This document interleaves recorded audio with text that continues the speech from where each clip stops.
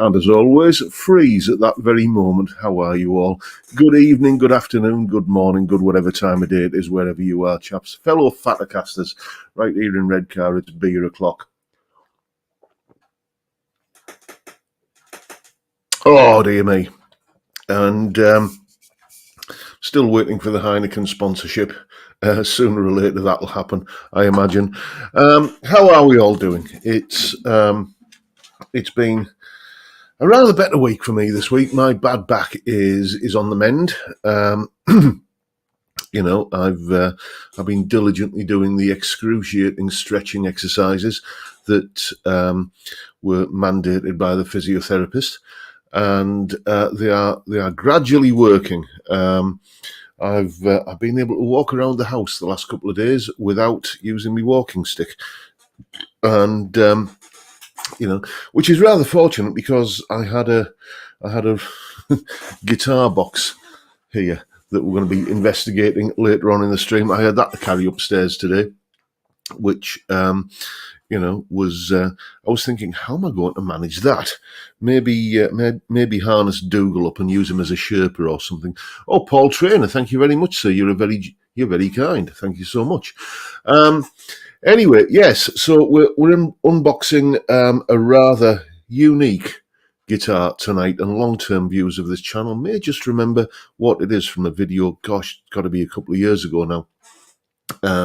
Where you've already seen this guitar on screen, but you'll find out all about that as we go through the stream. It's one that's been loaned to me. I'll say no more than that by a very generous chap who's in the chat at the moment. Anyway, let's, as custom dictates, head off over to the chat and see who was first in and who is also in. See, Mark Kerno was first in, then Terry Day, Timbo, Rent to Kill, Peter Collins, Johnny Random is in, so is Sean House. Excuse me. Then we've got Peter Nicholson, and we've got PFY Guitars, Ben Allmark, and who else? Anton is in, so is Steve Entwistle, and Ian Clark, who's celebrating his birthday today. And I know what you got for a present, mate. We're going to be seeing that later as well. There's Grandpa Joe, as always, wishing us a happy weekend. Greetings, John and all, as we come into the Memorial Day weekend here in the US. Let's not forget those from the UK, Canada, and other EU countries that gave us the freedom to be here today. Indeed, I will second that, Joe, all day long. Yes, indeed. And we've got Cylon Hybrid is in, so is Dave Snack Stevens. And who's on step great godfather duties from 4 p.m, so won't be joining us today. Well, you can watch us on catch up, mate, and if you're watching on catch up, thanks for watching, even though you couldn't make it live. Then, because a lot of live streams I watch on catch up, watching Steve Cassidy's today when he was talking about offset guitars. Yes, Steve, you actually got me watching a video about offset guitars. Now, there's an achievement. Who else have we got in? We got Malcolm Thompson, Dr. Gomez 1, and Ian Clark he got himself an SX VTG Swamp Ash Thin Line Telly for £199. Yes, I've seen pictures of it, Ian. It's a lovely looking guitar, and I'm going to be showing it later, I think. Then there's Vincent Brenning, John Ross, Craig Stamen, who's busy at work, and he won't be able to watch us live neither. But as I say, hello to everyone who's watching on catch up, like Craig. There's Torquemada 64, and we've got Savvy 64, and who else we got? We've got Theme Tunes is in, so is Maria Davies, David James, Stuart Young, and Jimmy James is there, so is Paul Trainer BSC. And then, I think I've said you already, haven't I? Yes, you give me a super chat. Thank you so much. Then we've got Stephen Hedger, David Evans, John Mack, Calby and the Rocco Cat. And who else we got? We got Gary Shaw, nice to see you, mate. Peter S, Rexomatic, all the way from Arizona. Dave Lewis is in. We've got Malcolm Spillett, Jeff Benner. Peter Shields is in. So is let's have a look. Blue Sofa Songs, Frank Bolam, Farjon is in. So is Jeff Crouch and James Hunt and Cal Texper. There's Colin Falcon, just down the road from me. He's in as well. Ravensmead is there. Deco Dude. and Nathan, Martin Bix, George Wall and Ian Rouse are all in, as is Dudley Squat and Greg McKinnon, and who else have we got? We got Pablo Hank, nice to see you, mate. And Phil is there, so is Johnny D. Howie Maras, you've got to be from this neck of the woods to know what that means, haven't you? It means hello, people and friends, basically, in, for those of us not of this particular locality. The Gissy 77 is in, so is Chris Smith and Chris Grace. There's Steve Cassidy as well. And as I say, Steve, you got me watching a bloody video about offsets today. So, is there no end to your talents? Then who else? We've got Brad Dowell, and scrolling down, I can see we've got Robin Fawcett. And is that everyone? Guitar Bass Dude is in, and I think we're getting to the end of it now. Let's have a look. Mr. Chris 5254, Paul Heath, Stevie Mack. Let's have a look. Neil Roberts, Tom Clark, and I believe that is everyone. And I need a drink after that rather hurried scroll through the roll call. Cheers, everyone. And yes, also let's get all the housekeeping out of the way. Let's tell you what's coming up on the channel this week. You may remember that a few weeks ago now, I put a community post up saying if there was anyone local to me that was prepared to let me have a loan of a Stratocaster for a day or two, then I would much appreciate it. And Colin Falcon stepped up to the plate and dropped a really rather nice, Squire Stratocaster off. The only stipulation was it had to be something that had the word Stratocaster written on it, so it couldn't be like a Strat copy, and it had to be 3 single coils. And you're going to find out what that was all about on Sunday, basically, because I needed a Strat and a Les Paul to compare with a guitar that I've got, which has a foot in both camps, and we'll see how they compare. Then on Monday, a band I am really, really massively into, and I can't believe I haven't done any of their solos yet. The Black Star Riders. Absolutely love that band. The first couple of albums are my favourite. The first one is All Hell Breaks Loose. It's just, if you don't know who the Black Star Riders are, they are sort of... they started off as a sort of reformed version of Thin Lizzy. When Thin Lizzy started getting back together again, obviously minus the main man himself, Phil. It was, I believe, was John Sykes involved? I think he might have been at the beginning, but Scott Gorham and Brian Downey and I can't remember if Darren Wharton was involved or not, but it was basically sort of people who had been in Thin Lizzy got back together and started, playing festivals, doing all the old Thin Lizzy hits.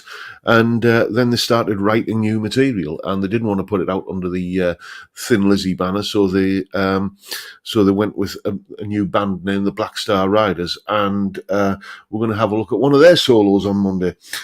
Then Tuesday's video, the Top 5 Tuesday. Yes, this is me showing my age.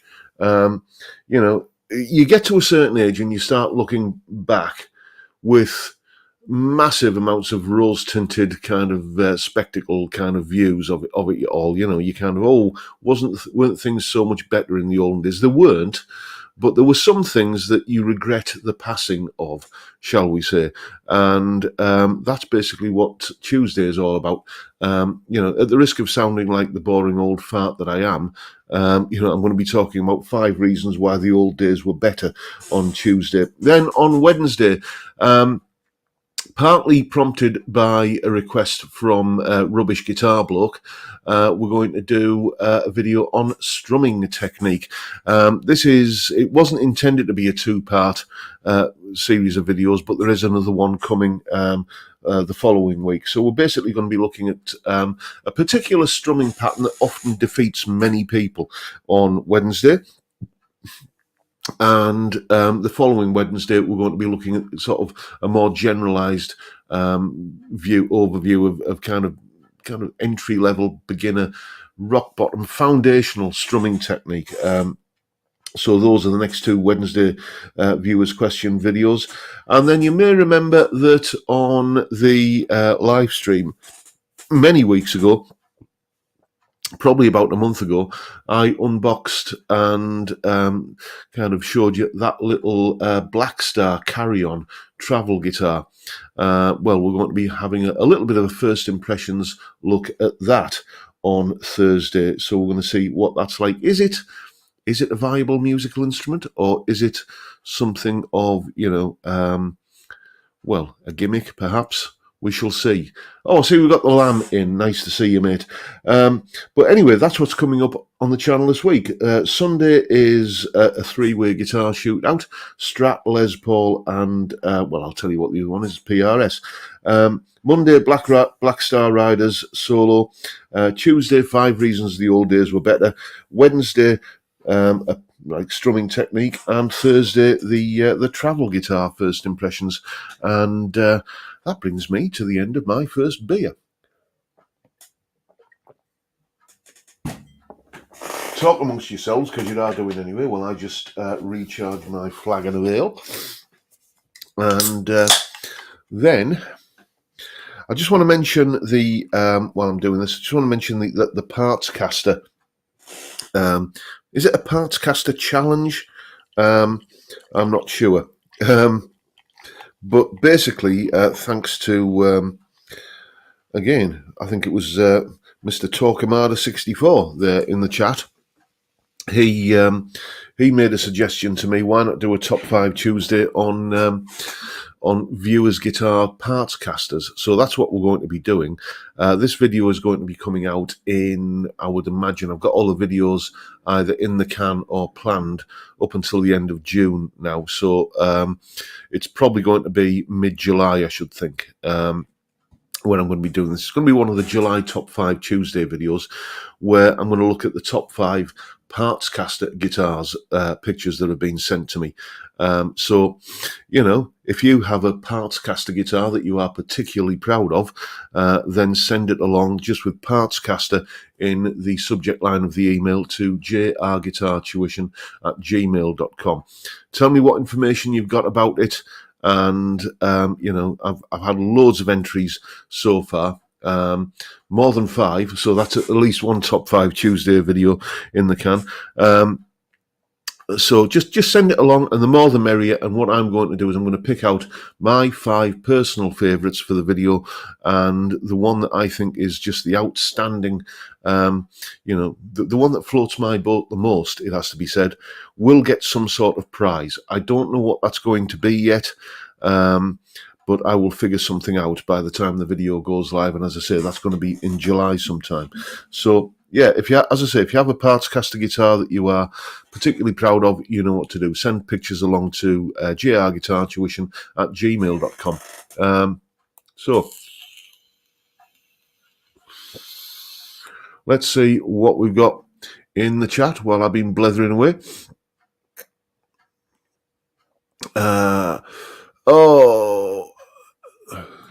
Cal B and the Rocco Cat saying they never really were the good old days. They were just less worse. Yeah, well, nostalgia is the gift that life gives you when you reach a certain age, isn't it?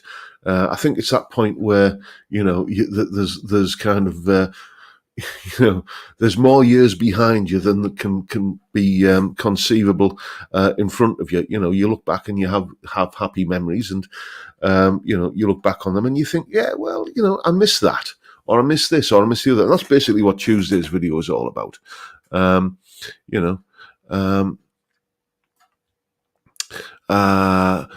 Clark saying, treat the Black Star as an acoustic. Yeah, okay. Megalock Gelly is saying, is chicken picking difficult to learn?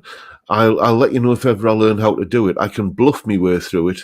I can do a little bit of hybrid picking, and just that sort of like sixths kind of thing that you hear in blues playing a lot, and that's how I kind of got into it. And I can fake a little bit of the country sort of stuff, the sort of. But you put me up against someone like Danny Gatton or Albert Lee, and then it's a case of I know my place, but I can bluff my way to a certain extent. Megalock Gelly is saying strumming for funk or disco. I'm talking about like basic rock bottom foundational level strumming in the 2 strumming videos I've got coming up. They're going to be just like how to hold the pick and what the correct strumming technique is. Basically just how to count it, how to feel it, how to basically keep a rhythm going as a rhythm guitarist. Rose-tinted testicles.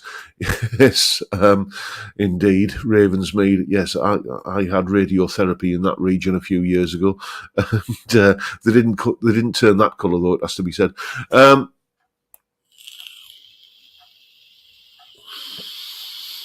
Steve Cassidy guitar saying, always thought that was a great decision not to go with a Lizzie name. Respect. Yeah, they're talking about Black Star Riders. Honestly, how I got to discover them was, going back to about 2013, I'm going to say. I had my own radio show on a little local community radio station in this neck of the woods, and somebody emailed in and saying, and I used to do like a rock show, basically called. I used to do 3 shows. I used to do the Friday Drive show. I used to do a mid-morning classic rock show on a Tuesday, and I used to do a late-night jazz show on a Wednesday.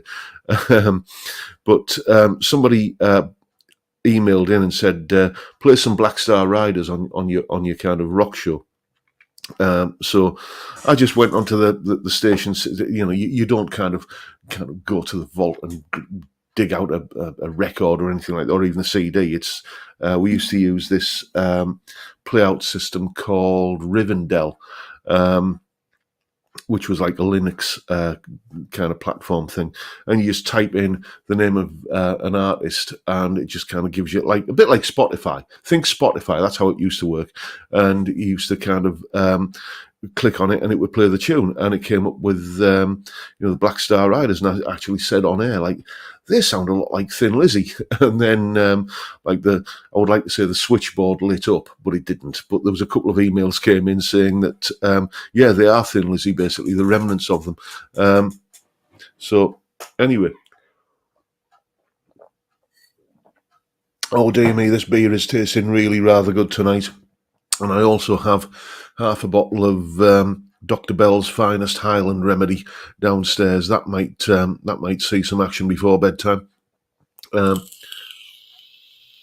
Andrew Bryan is going to see Marty Wilde tonight. Now that's not nostalgia. I think Neville Martin still plays for him. Good old Neville Martin from Guitarist magazine. Yes, I was talking about him yesterday, wasn't it? Well, I wasn't. The video went out where I was talking about him. Phil saying had a Heineken in the fridge since Christmas. Tempted now. Oh, you got to get that. You don't want to let it go out of date, mate. It would be. There's nothing wrong with beer that goes out. Nothing worse than beer that's gone out of date. Anyway, I always forget and have to get prodded in the latter half of the stream, and it ends up being a bit of a rush.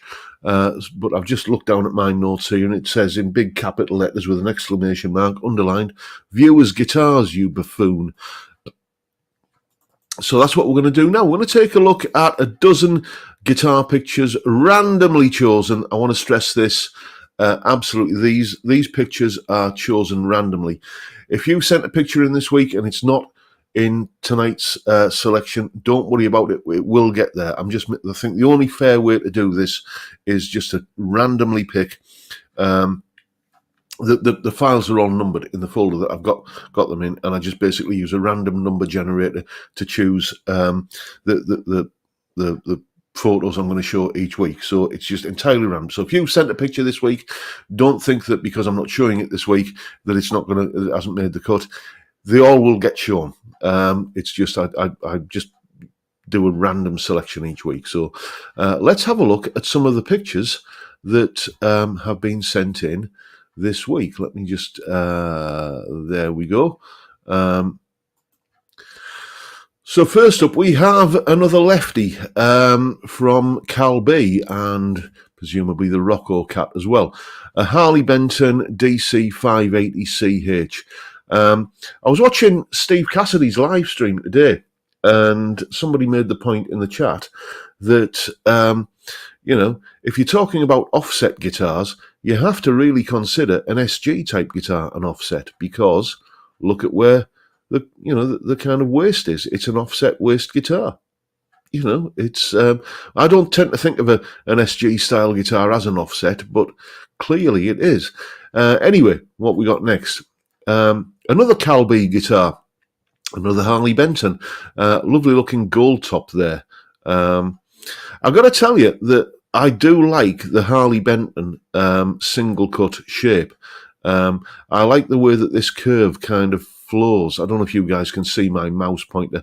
I don't know if StreamYard does this, but I'm looking at the sort of where the neck joins the body. There's a curve that kind of flows through into the cutaway from where the selector switch is. I just think that looks so elegant. It reminds me of Aria Pro used to make Les Paul style guitars that used to do that as well. And we've got one here from Dave Lewis, a 30th anniversary Epiphone Les Paul, I believe. And is that, Lynyrd Skynyrd inlaid in the neck? Yes, indeed. Very, very, very striking. Let's see what we got next. An offset. David James's Jaguar guitar.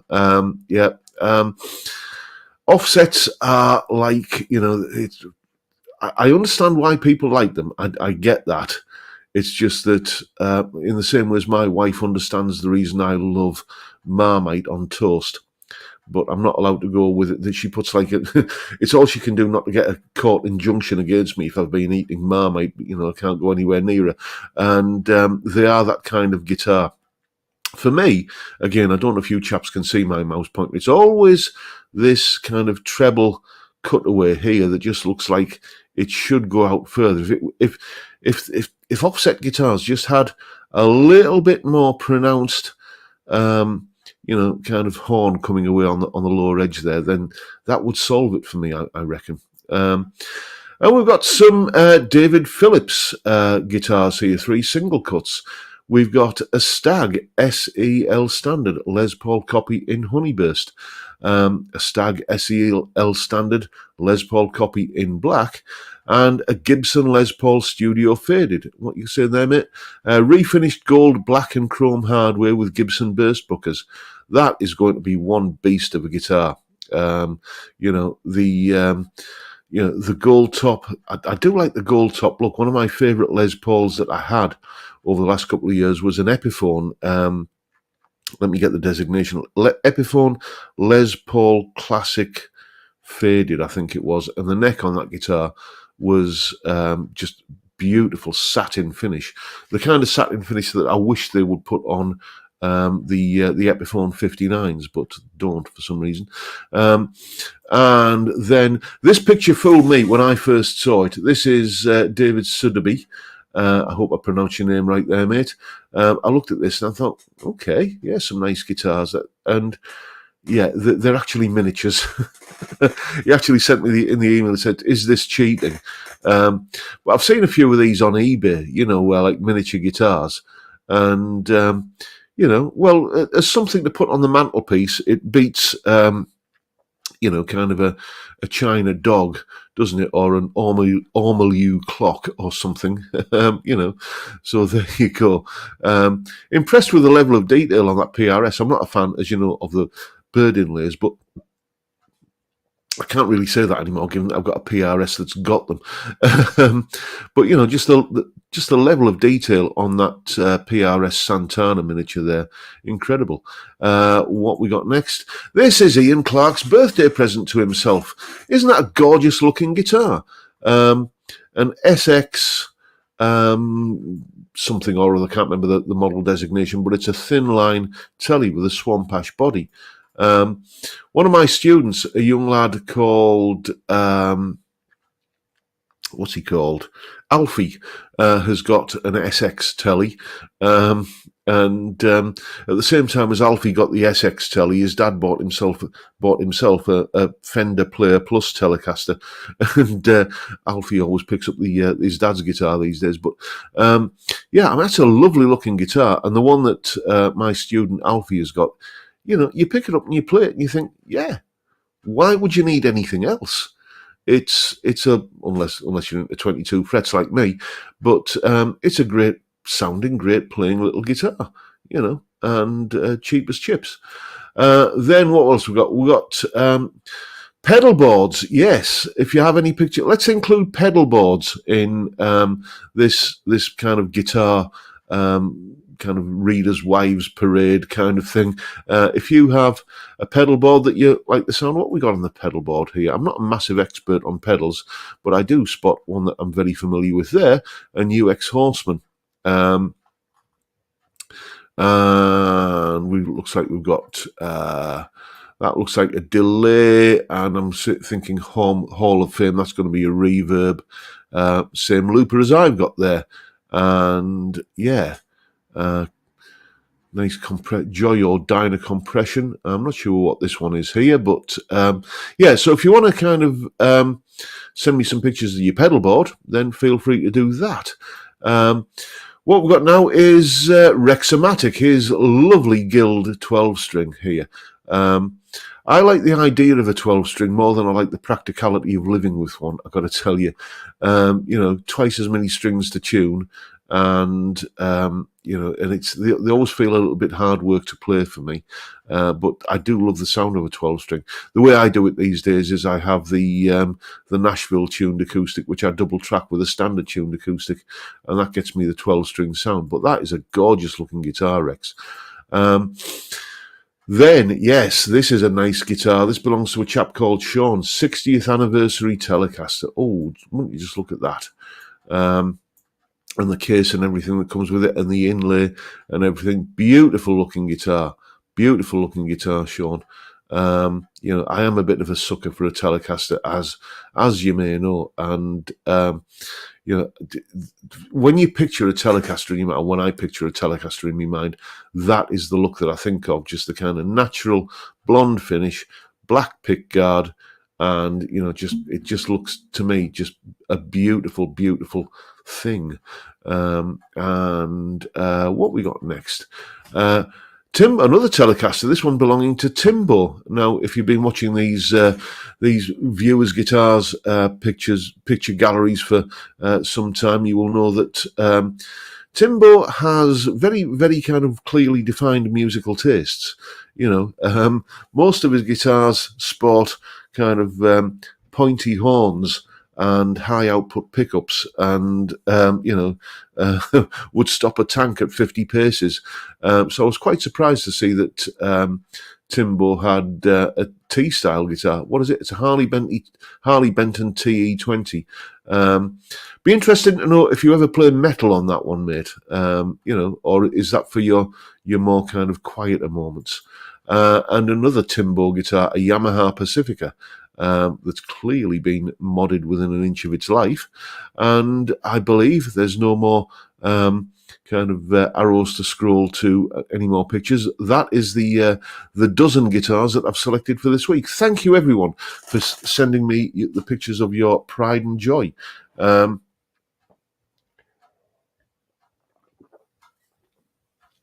And as I say, send me pictures of your pedal board as well if you want. Given that I'm not a massive aficionado of pedals, you will need to kind of tell me what's going on with them. As you saw in that picture there that David Phillips sent me, where there was just a little obviously in Paint Shop or Photoshop rather, or Paint or something, just put a little description above each guitar. I'm not saying, please do that, but I'm just saying if you are feeling considerate, you might want to, you could do that, and it makes my job a little bit easier.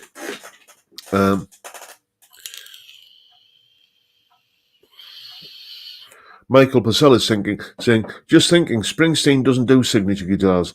Might be like a cheap version of his telly. Yeah, it's interesting, isn't it? You know, in this world that we live in, you know, everybody has an endorsement. I mean, even I, like fat, bald, double-chinned lad from Redcar, I had a signature model guitar for a while. You know, and you would imagine that there will be companies falling over themselves to do the. Wasn't Springsteen's guitar a heavily modded Esquire though? You know, I seem to remember doing a Partscaster video about that a few weeks ago. But yeah, I mean that does look like a Springsteen guitar, doesn't it? That 60th anniversary telly.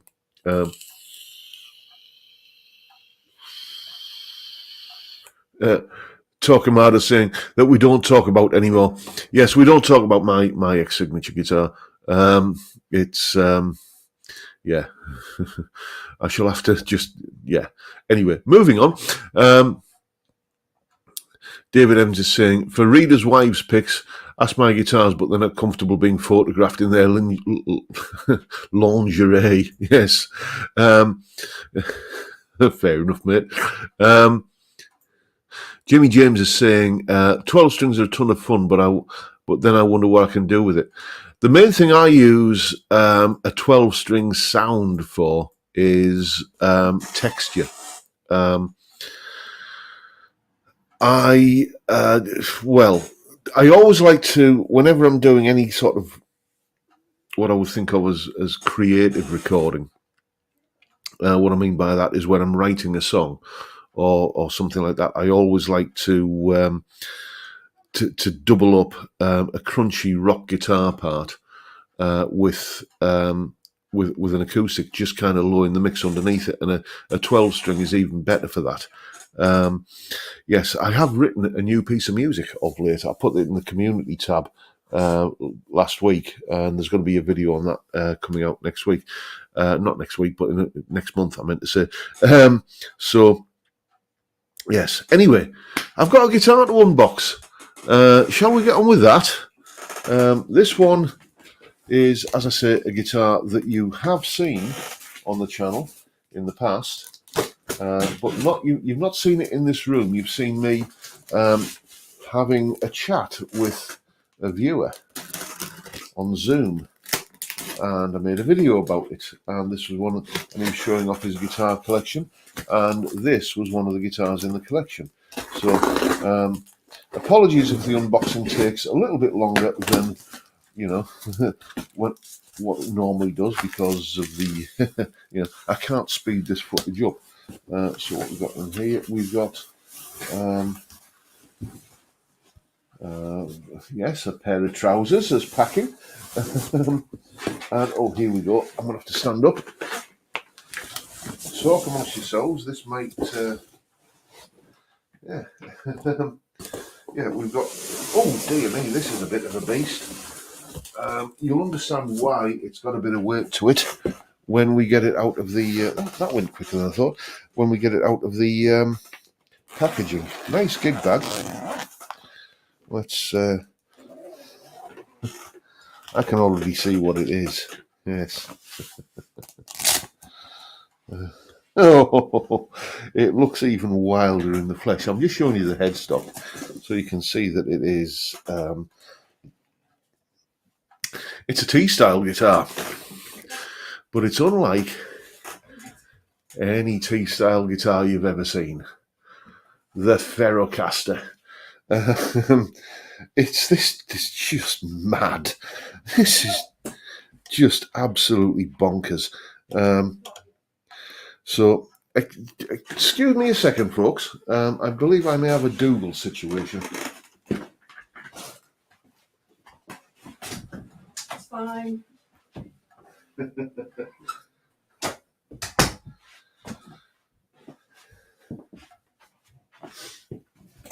Yes, Dougal had something in his mouth that he shouldn't have done. But it's all sorted now.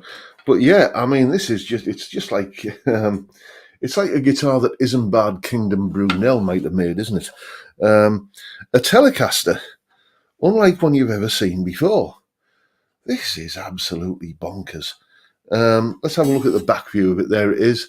So you can see there's your neck plate and all your electronics and gubbins like that. Thank you. It's Malcolm Spillett who is responsible for this. Is it work of madness or work of genius? It plays nice as well, actually. Lovely look. I can see a comparison coming up.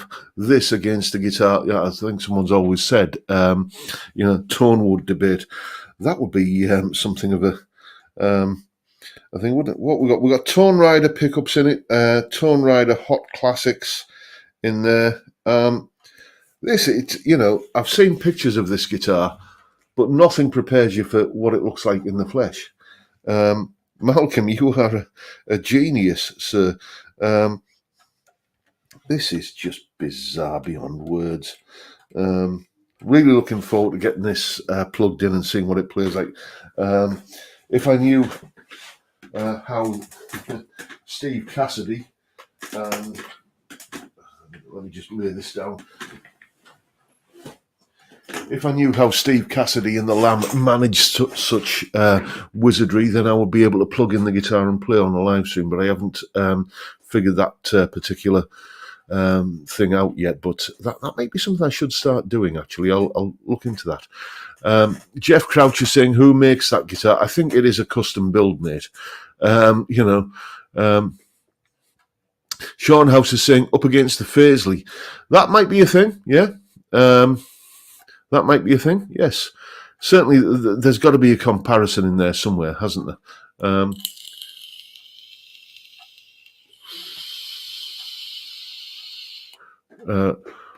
Let's have a look.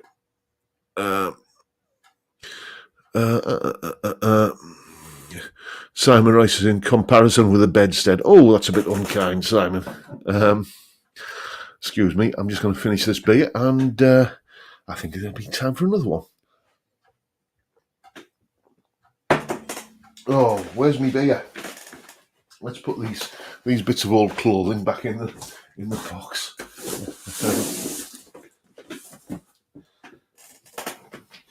Yes. Before anyone asks as well, Dougal. People always ask how Dougal is doing. Dougal has.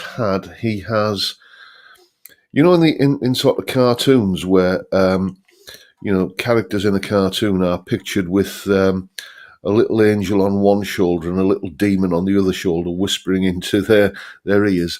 Well, let's just say Dougal today has been taking more notice of the demon on his shoulder today. He has been a little bugger, basically. He's been... he has this thing for ripping up Kleenex tissues and creating confetti. And, and me with a bad back then has to go and pick it up. And he's done that not once, not twice, but 3 times today. And where does he get the tissues? He sidles up beside me to come and have a fuss and all, kind of tickle me behind the ears, stroke me chin, and while I'm doing that, he's in my pocket and he's picking a Kleenex, which then he proceeds to shred. And that has been... apparently, it's more fun than anything else in the world because his tail is wagging massively while he's doing it.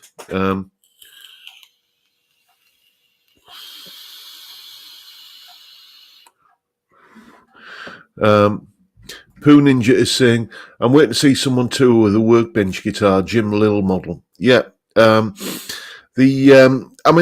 Jim Lill video is one of those kind of landmark videos, isn't it? Where, it in many ways he debunked a lot of the Tonewood myths. I think the conclusion of that video, though, where he has the strings kind of separated by the workbench on this side and another workbench on this side, and he's just playing and nothing in between. Saying, look, this guitar has no body. Well, yes, but there is still, the strings are still anchored into something that has mass at this end and has mass at this end, and that is, you know, well, not is, but people would argue, shall we say, that that whatever the strings are anchored into might have some effect. My personal view on this, and I don't normally kind of get into this, is that it's not you cannot say that, oh, mahogany sounds like this and poplar sounds like that and maple sounds like the other. Okay, I don't buy into any of that at all. You know, what I would say is that if the wood is naturally resonant, if it's naturally kind of resonant, and the wood is vibrating, and then the pickups are mounted somehow either directly on or indirectly into the wood, then the vibrations in the wood are going to kind of affect the pickup as well. And it's the relative movement between the strings and the pickups that creates the tone. So it's never going to be a defining factor in the way that some people claim, but I don't say that it is, basically the two extremes of the argument are that it makes all the difference in the world or it makes no difference whatsoever. I'm saying that there's probably a spectrum, and somewhere on that spectrum is where the truth may lie. That is just, I'm willing to be proven wrong on this. I don't have an entrenched opinion on tonewood, but that just seems to be what occurs to me as being like a sort of a, how often is the extreme opinion on anything right, is what I'm saying. It's usually the truth lies somewhere a little bit more of a nuanced position.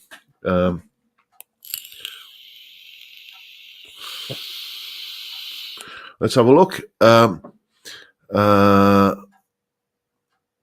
Johnny D is saying, true story. As a 7-year-old, I made a guitar with a block of wood. The strings were all the one gauge, thick fishing line strung between nails, and it wasn't terribly good. Well, surprise, surprise, mate. Poo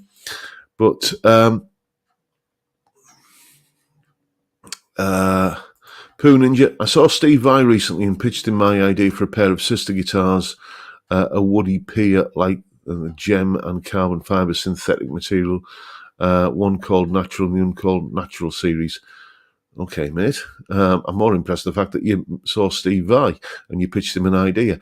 Does anyone else remember those, not Epiphone, Washburn guitars? I've searched high and low for any kind of adverts of these or old reviews of these, but in the early to mid 90s is my memory, Washburn did a series of Super Strat style guitars. I think they were HSS guitars. They might have been HSH guitars.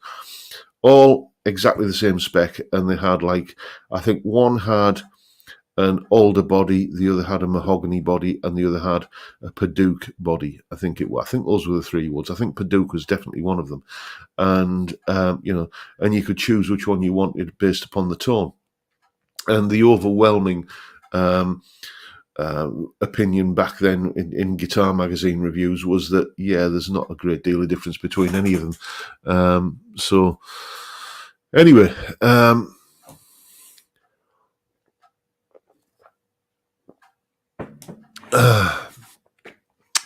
are you saying there, John Channing? All parts of the guitar contribute to the sound and tones, plus how it's played also. I would definitely go with how it's played. That's another thing that I come to when it comes to people saying, oh yes, but how acoustically resonant the electric guitar is has no effect on the tone. Well, as I've said, that my opinion on that is somewhat, shall we say, undecided for reasons I've already stated.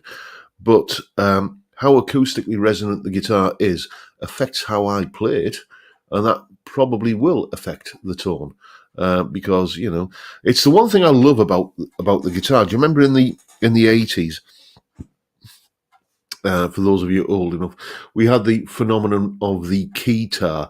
The keyboard that was shaped like a guitar, and all the keyboard players thought they could come down the front of the stage and get their foot up on the monitor and play their solo and look really cool.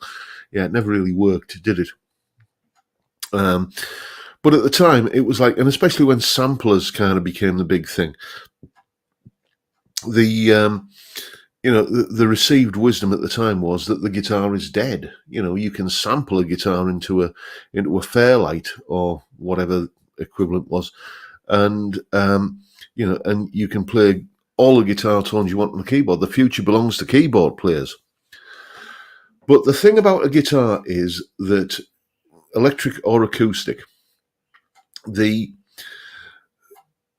it's a direct link between you and the note that you're playing.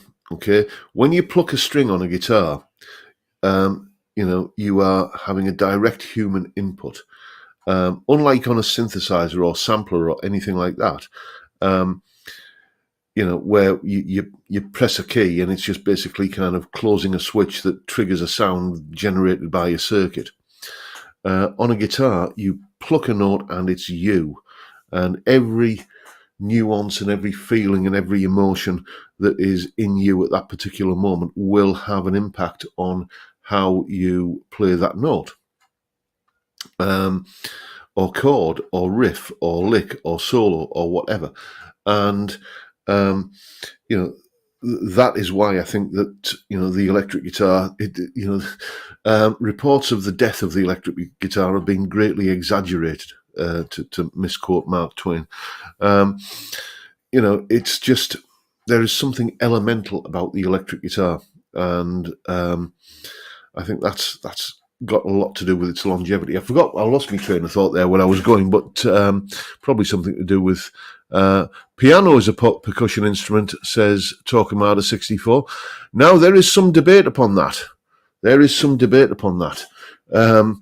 Some aficionados regard the piano as a string instrument because it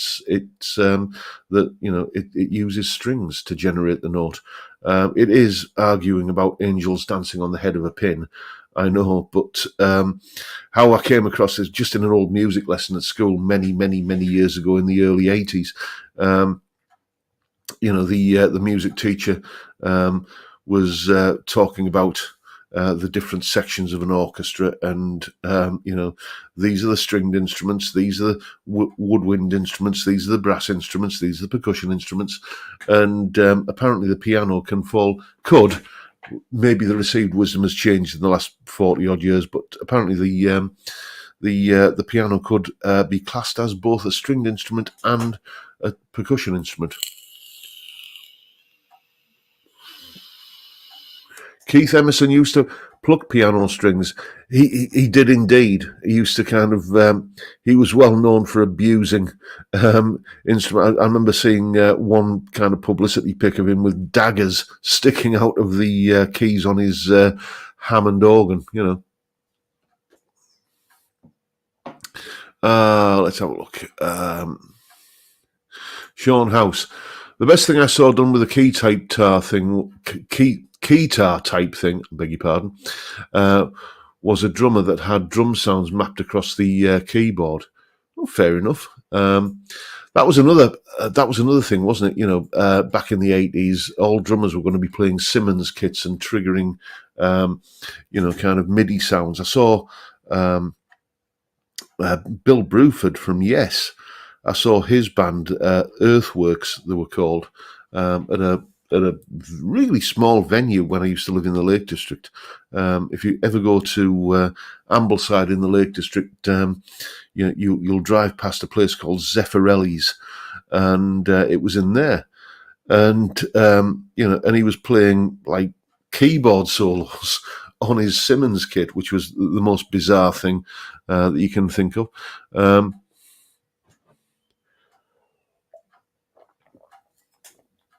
I got to tell you, this Heineken is really going down rather well tonight. Pablo Hank is saying, pretty sure the piano is officially classed as a percussion instrument. Maybe nowadays they've settled on which part of the orchestra it belongs to. Dr. Gomez 1, I'm in Ambleside next week. Oh, mate, I envy you. That's my old stomping ground. I used to live there. We still go back there for holidays every now and again. But I can recommend the Hartley's XB draft bitter in a pub called the Golden Rule if you're there. So go and check that out. And if you where else did we used to go? If you get peckish around about lunchtime, then go and check out a little cafe called the Apple Pie. Great food in there. Malcolm Thompson, yes, so is mine, mate.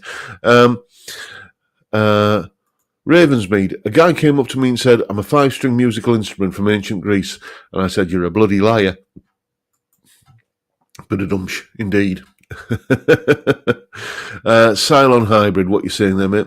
John, you may disagree with me, and many viewers would. When a guitarist reaches 50, he or she should stop. I believe 50 is the end, because 50 guitars is enough for anyone. Yes, I wondered where you were going with that, mate. Given that I'm 50 several, let's put it this way: I'm closer to 60 than I am 50. But yes, 50. I'd love to. What's his name? Guitarist as bloke. I remember him a while ago. I haven't watched any of his videos in a while, actually. Didn't he say that he had about 60 odd guitars? The thing is, when you're in the fortunate position, as I am now, to own like a bunch of guitars, I haven't counted them recently, but it's into double figures.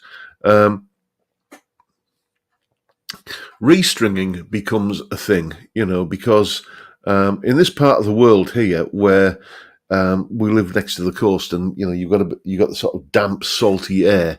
You put a brand new set of strings on a guitar and hang it, or put it on the stand for longer than 6 or 7 weeks, and then without even playing them, the strings are knackered. So it's like, well, which guitars am I going to be playing in the next few weeks? So which guitars am I going to order strings for? The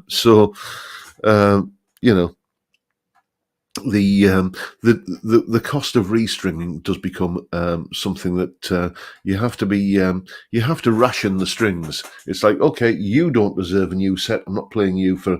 I'm not into the idea of playing it. Oh, but yeah, I haven't played you in a while. I'm going to treat you to a new set of strings.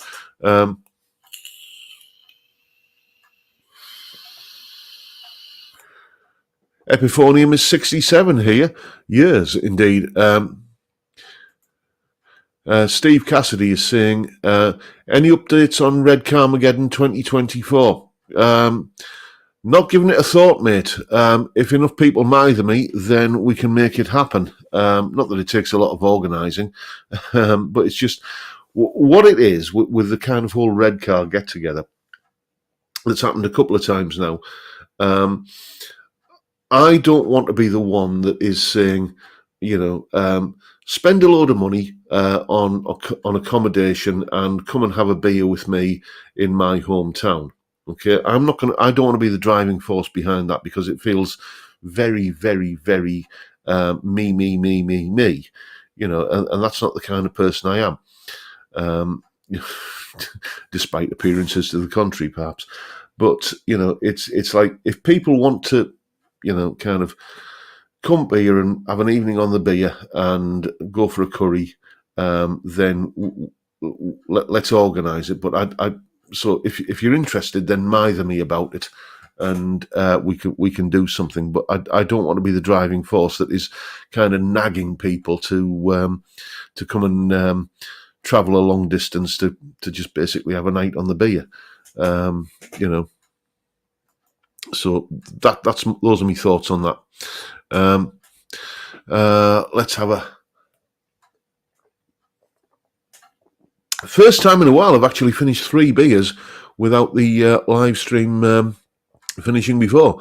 Jay Aoyong is saying, I don't recall seeing your video about your thoughts on coated strings. Has that been posted yet? No, I shall tell you. Let me have a look. Where is the folder that I need to go and look at? I've got basically a notepad file in here where I keep like a kind of list of videos that are either work in progress or done, or they're done and I need to do the tab for and what date they're going out. The coated strings video will be going out on Thursday the 13th of June. So that is when that will be going out. I'm very fortunate in the fact that I've got a workflow such as it is now. And you saw that a few weeks ago, possibly that a day in the life of me video. I do maybe between 4 and 7 lessons a day. And I'm in this room here for a good 12, sometimes 13 hours a day working. And in between lessons, I can usually make at least 1, possibly 2 videos. I can make at least 1 video a day. So when you've been doing this kind of daily upload thing for about 4 years now, you get kind of progressively in front. And at the moment, even after having before I had the accident with my finger, I was about 6-7 weeks in front, and then I had to take some time off from making videos because my hand was out of action. So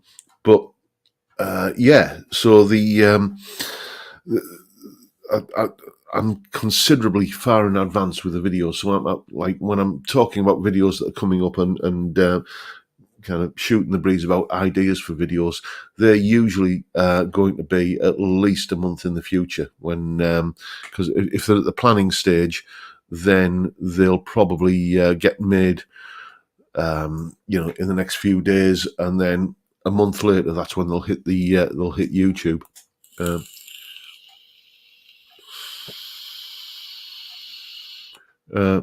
Stuart Young, what are you saying there, mate? John, if you hold Red Carmageddon often enough, it could become a traditional culture event, and you can apply for funding from the council. It's worth a try, isn't it? Yes. What else we got to talk about in the dying minutes of the game? Let's have a look.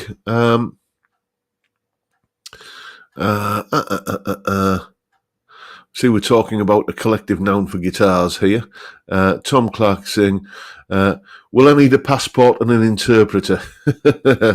Possibly, mate. Well, you might need an interpreter. But if you can understand me, then you probably won't. Let's have a look.